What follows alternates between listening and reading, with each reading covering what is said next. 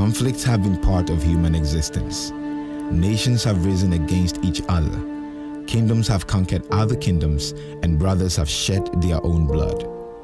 From the Crusades to the American Civil War, from the Napoleonic Wars to the First World War, millions of precious human lives have been lost, but no period in human history has seen more bloodshed as the period between 1939 and 1945. What made World War II deadly was the stance of total war adopted by all the major powers involved. As such, they devoted all their human, economic, industrial, and military resources to the war in a bid to secure victory. World War II was marked by mass deaths of civilians, including the Holocaust, and the strategic bombing of industrial and population centers. The atomic bombings of Hiroshima and Nagasaki in Japan symbolically marked the end of the war. The event, however, ushered in a new age in human history, the age of nuclear weapons.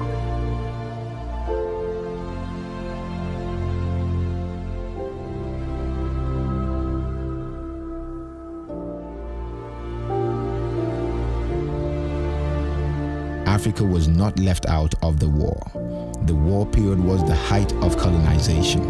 African colonies had no choice but to fight for their colonial masters in a war they had nothing to do with Africa. In the first few years of the war, about 10,000 people from British colonies like the Gold Coast, Nigeria, Sierra Leone, and the Gambia were enlisted into the Royal Air Force for ground duties. North Africa was one of the main theaters of the war, where Axis and Allied forces pushed back and forth repeatedly.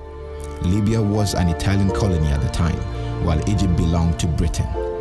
Italy invaded Egypt in September 1940, and in a December counterattack, British and Indian forces captured some 130,000 Italians. Italy itself, a colonial power, attacked British positions in Egypt, Kenya, and Sudan in 1940. These acts of aggression prompted the British wartime Prime Minister, Winston Churchill, to form an air supply route from the city of Takoradi in Gold Coast to Cairo in Egypt, making the Gold Coast a strategic colony for the British. During World War II, 65,000 Ghanaians served in the Royal West African Frontier Force, RWAFF. This was a multi-battalion field force formed by the British Colonial Office in 1900. Many of the men who joined the RWAFF did not know they were intended to fight in a war.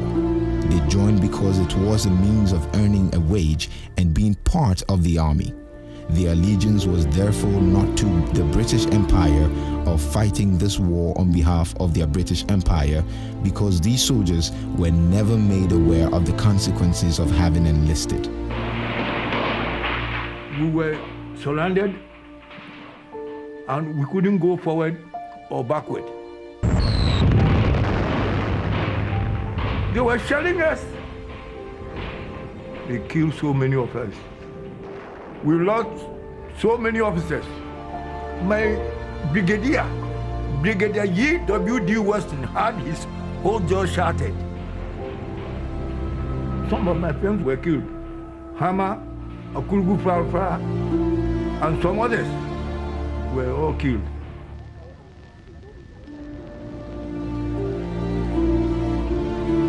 My job is, I'm stretcher bearer. They just on the line, how they shoot, the gun is shouting, the bomb is shouting. It's very, very dangerous. If you don't take care, you too will get it. Nevertheless, they found themselves fighting a war over the British Empire's crown jewel, which was India. It took the British 60 years to conquer Burma and were not about to let go without a fight. Churchill therefore assembled 1 million soldiers from the empire to fight against the Japanese invasion of Burma. The Gold Coast Regiment, one of the RWAFF regiments, raised 9 battalions during the Second World War, One of the reasons soldiers from the Gold Coast were sent to Burma was because of the false assumption that Africans lived in jungles and because of their developed resistance to malaria, which was also prevalent in Burma.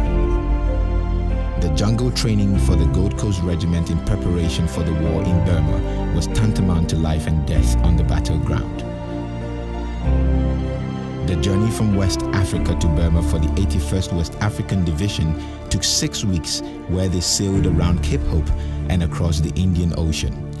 In September 1943, these brave men disembarked in Bombay, traveled by rail across India to a military camp in Chittagong, where they were stationed for 3 months. For the soldiers that survived World War II, they came back home to the Gold Coast, where they neither received monetary emoluments nor any recognition for their efforts. This led to the protest march on the fateful day of 28 February 1948, in which 3 ex-servicemen lost their lives: Sergeant Ajete, Corporal Atipo, and Private Odarte Lamte. Today, the story of our living World War II veterans is a sad one. Our veterans have been forgotten and neglected. Their stories untold. Our living veterans today suffer from stroke, deafness, and other medical conditions. Some of them are bedridden. The old and weak struggle for food, accommodation, and health care. This is not acceptable.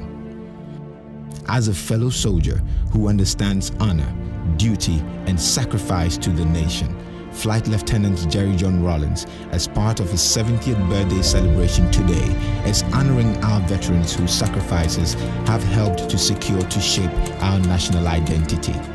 There are veterans here to represent all their comrades and to help us honor the World War II veterans. Ladies and gentlemen, let's give them a round of applause.